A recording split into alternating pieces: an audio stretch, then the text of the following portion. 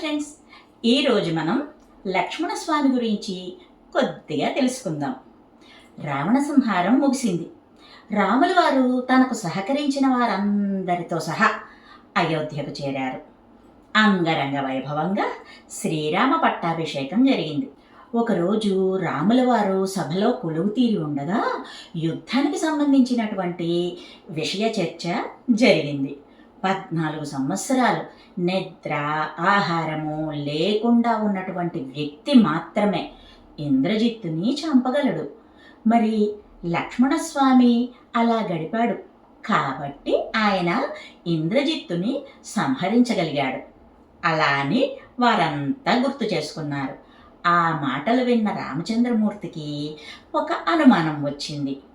మమ్మల్ని కంటికి రెప్పలా నువ్వు నిద్రపోకుండా కాపాడేవు. నీ నిద్రని నీ భార్య ఊర్మిళ అనుభవించిందని తెలుసు. నువ్వు వరంగా ఇచ్చావు కదా. మరి రోజు నీవు అందుకున్నటువంటి ఆహారం ఏం చేశావు అని అడిగాడు రామచంద్రుడు. పంచవటిలో ఒక చెట్టు త్వరలో ఉంచేవాడిని అని సమాధానం ఇచ్చాడు లక్ష్మణస్వామి. లక్ష్మణస్వామి చెప్పినది సబబుగానే తోచింది రాముల వారికి. అక్కడి వాళ్ళందరూ ఆ మాట విని ఆశ్చర్యపోయారు.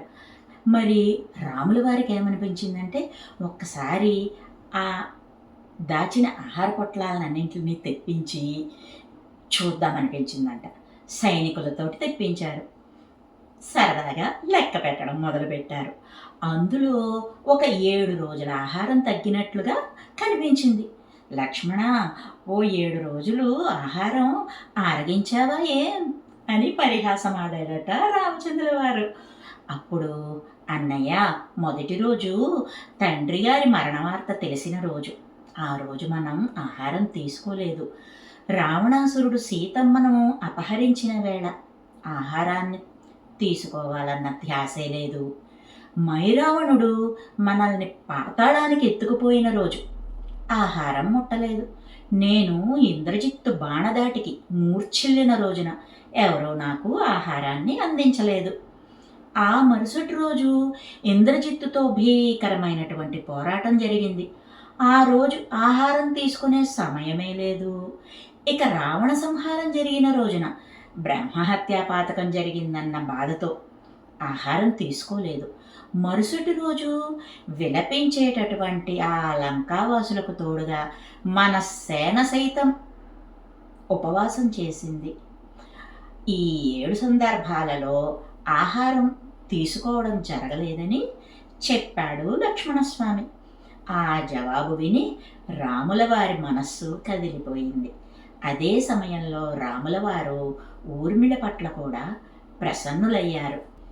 తల్లి, వనవాస సమయాన నువ్వు మాతో ప్రత్యక్షంగా లేకపోయినా నీ త్యాగంతో మేము సమస్యలన్నింటినీ తట్టుకుని నిలబడగలిగాము. అందుకే మా ఆసనంపై సీతా లక్ష్మణులతో పాటుగా ఆసీనురాలువై ఉండు అన్నారట రామచంద్రమూర్తి. ఊర్మిళ కళ్ళు చెమ్మగిల్లాయి.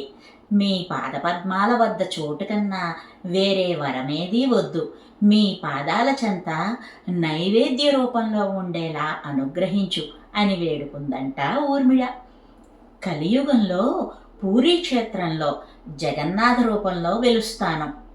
లక్ష్మణుడు బలరామ రూపంతో తోడుగా ఉంటాడు.